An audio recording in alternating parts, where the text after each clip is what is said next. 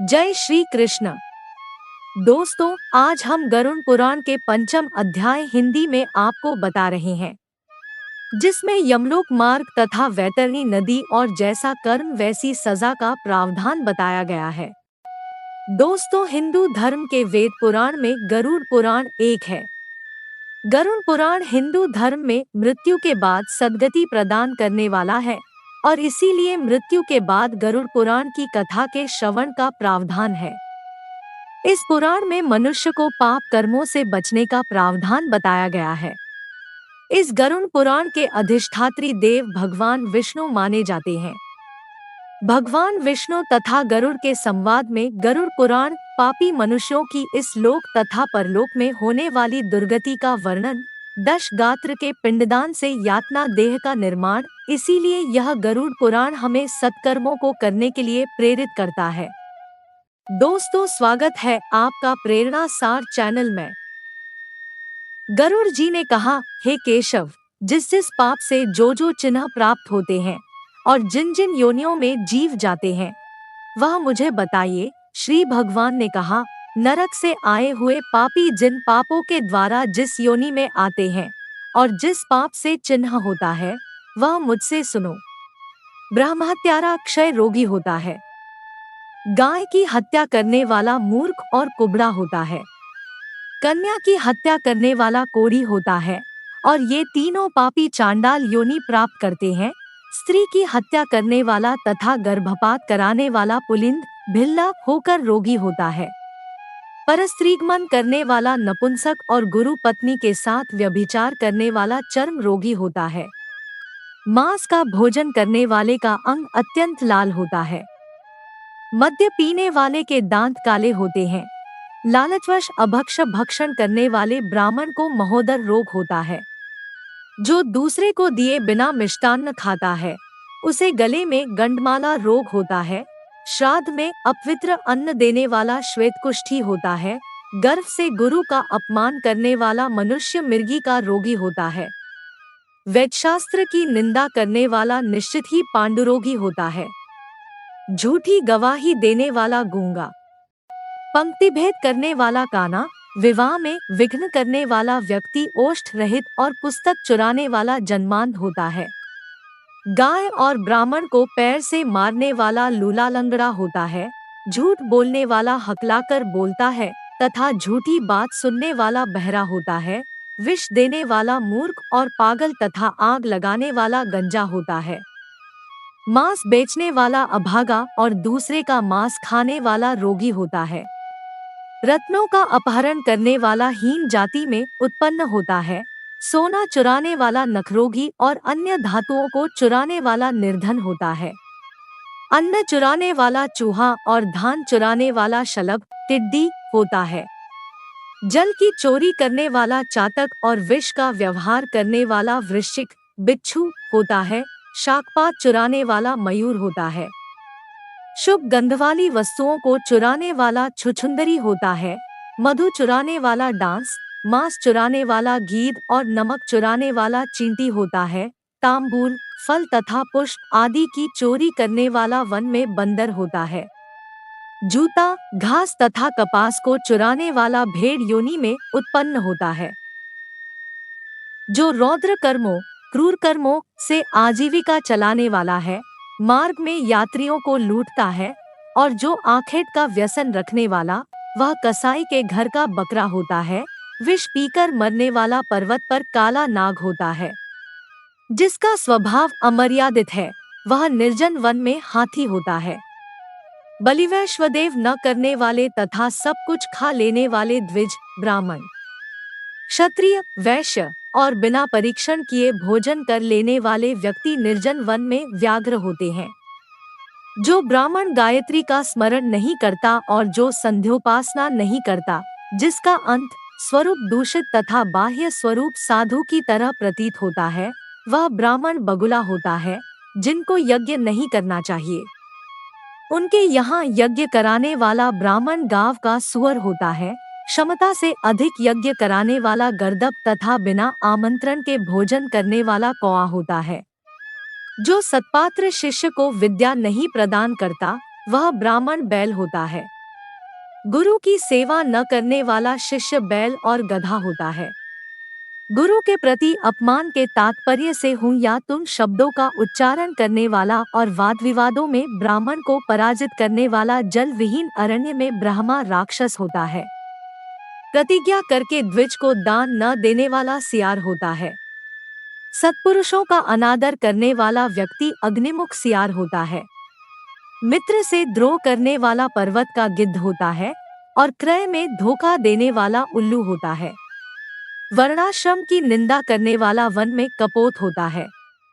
आशा को तोड़ने वाला और स्नेह को नष्ट करने वाला, द्वेषवश स्त्री का परित्याग कर देने वाला बहुत काल तक चक्रवाक चकोर होता है। माता पिता गुरु से द्वेष करने वाला तथा बहन और भाई से शत्रुता करने वाला हजारों जन्मों तक गर्भ में या योनि में नष्ट होता रहता है। साससुर को अपशब्द कहने वाली स्त्री तथा नित्य कलह करने वाली स्त्री जलौका अर्थात जल जोग होती है और पति की भर्त्सना करने वाली नारी जू होती है। अपने पति का परित्याग करके परपुरुष का सेवन करने वाली स्त्री वल्गुनी चमगादड़ी, छिपकली अथवा दो मुंह वाली सर्पिणी होती है। सगोत्र की स्त्री के साथ संबंध बनाकर अपने गोत्र को विनष्ट करने वाला लकड़बग्घा और शल्लक साही होकर रीछ योनि में जन्म लेता है। तापसी के साथ व्यभिचार करने वाला कामी पुरुष मरु प्रदेश में पिशाच होता है और अप्राप्त यौवन से संबंध करने वाला वन में अजगर होता है। गुरु पत्नी के साथ गमन की इच्छा रखने वाला मनुष्य क्रिकलास गिरगिट होता है। राजपत्नी के साथ गमन करने वाला ऊंट तथा मित्र की पत्नी के साथ गमन करने वाला गधा होता है। गुदा गमन करने वाला विष्ठा भोगी सुअर तथा शूद्रागामी बैल होता है। जो महाकामी होता है वह काम लंपट घोड़ा होता है। किसी के मरणाशौच में एकादशा तक भोजन करने वाला कुत्ता होता है। ददेव द्रव्य भोक्ता देवलक ब्राह्मण मुर्गे की योनि प्राप्त करता है। जो ब्राह्मणधम द्रव्यार्जन के लिए देवता की पूजा करता है वह देवलक कहलाता है। वह देवकार्य तथा पितृकार्य के लिए निंदनीय है। महापातक से प्राप्त अत्यंत घोर एवं दारुण नरकों का भोग प्राप्त करके महापात की व्यक्ति कर्म के क्षय होने पर पुनः इस मर्त्य लोक में जन्म लेते हैं। ब्रह्महत्यारा गधा ऊंट और महिषी की योनि प्राप्त करता है तथा सुरापान करने वाला भेड़िया कुत्ता एवं सियार की योनि में जाते हैं। स्वर्ण चुराने वाला कृमि कीट तथा पतंग की योनि प्राप्त करता है। गुरु पत्नी के साथ गमन करने वाला क्रमश तृण गुण तथा लता होता है। परस्त्री का हरण करने वाला, धरोहर का हरण करने वाला तथा ब्राह्मण के धन का अपहरण करने वाला ब्रह्मरास होता है। ब्राह्मण का धन कपट स्नेह से खाने वाला 7 पीढ़ियों तक अपने कुल का विनाश करता है और बलात्कार तथा चोरी के द्वारा खाने पर जब तक चंद्रमा और तारकों की स्थिति होती है तब तक वह अपने कुल को जलाता है। लोहे और पत्थरों के चूर्ण तथा विष को व्यक्ति पचा सकता है, पर तीनों लोकों में सा कौन व्यक्ति है जो ब्राह्मण के धन को पचा सकता है। ब्राह्मण के धन से पोषित की गई सेना तथा वाहन युद्ध काल में बालू से बने सेतु बांध के समान नष्ट भ्रष्ट हो जाते हैं। देवद्रव्य का उपभोग करने से अथवा ब्रह्म स्वरूप का हरण करने से, ब्राह्मण का अतिक्रमण करने से कुल पतित हो जाते हैं। अपने आश्रित वेद परायण ब्राह्मण को छोड़कर अन्य ब्राह्मण को दान देना ब्राह्मण का अतिक्रमण करना कहलाता है। वेदांग के ज्ञान से रहित ब्राह्मण को छोड़ना अतिक्रमण नहीं कहलाता है, क्योंकि जलती हुई आग को छोड़कर भस्म में आहुति नहीं दी जाती। हे तार्क्ष, ब्राह्मण का अतिक्रमण करने वाला व्यक्ति नरकों को भोगकर क्रमश जन्मांध एवं दरिद्र होता है। वह कभी दाता नहीं बन सकता, अपितु याचक ही रहता है। अपने द्वारा दी हुई अथवा दूसरे द्वारा दी गई पृथ्वी को जो छीन लेता है वह 60,000 वर्षों तक विष्ठा का कीड़ा होता है। जो स्वयं कुछ देकर पुण्य स्वयं ले भी लेता है वह पापी एक कल्प तक नरक में रहता है। जीविका अथवा भूमि का दान देकर यत्नपूर्वक उसकी रक्षा करनी चाहिए। जो रक्षा नहीं करता प्रत्युत उसे हर लेता है वह पंगु अर्थात लंगड़ा कुत्ता होता है। ब्राह्मण को आजीविका देने वाला व्यक्ति 1 लाख गोदान का फल प्राप्त करता है और ब्राह्मण की वृत्ति का हरण करने वाला बंदर कुत्ता तथा लंगूर होता है।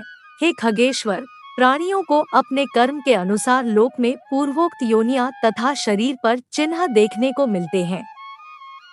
इस प्रकार दुष्कर्म करने वाले जीव नारकीय यातनाओं को भोगकर अवशिष्ट पापों को भोगने के लिए इन पूर्वोक्त योनियों में जाते हैं। इसके बाद हजारों जन्मों तक तिर्यक पशु पक्षी का शरीर प्राप्त करके वे बोझा ढोने आदि कार्यों से दुख प्राप्त करते हैं। फिर पक्षी बनकर वर्षा, शीत तथा अतप से दुखी होते हैं। इसके बाद अंत में जब पुण्य और पाप बराबर हो जाते हैं, तब मनुष्य की योनि मिलती है। स्त्री पुरुष के संबंध से वह गर्भ में उत्पन्न होकर क्रमश गर्भ से लेकर मृत्यु तक के दुख प्राप्त करके पुनः मर जाता है। इस प्रकार सभी प्राणियों का जन्म और विनाश होता है। यह जन्म मरण का चक्र चारों प्रकार की सृष्टि में चलता रहता है। मेरी माया से प्राणी रहित घटी यंत्र की भांति ऊपर नीचे की योनियों में भ्रमण करते रहते हैं। कर्मपाश बंधे रहकर कभी वे नरक में और कभी भूमि पर जन्म लेते हैं। दान न देने से प्राणी दरिद्र होता है। दरिद्र हो जाने पर फिर पाप करता है। पाप के प्रभाव से नरक में जाता है और नरक से लौटकर पुण्य दरिद्र और पुण्य पापी होता है। प्राणी के द्वारा किए गए शुभ और अशुभ कर्मों का फल भोग उसे अवश्य ही भोगना पड़ता है, क्योंकि सैकड़ों कल्पों के बीत जाने पर भी बिना भोग के कर्म फल का नाश नहीं होता। इस प्रकार गरुड़ पुराण के अंतर्गत सारोद्धार में पाप चिन्ह निरूपण नामक 5वां अध्याय पूर्ण हुआ।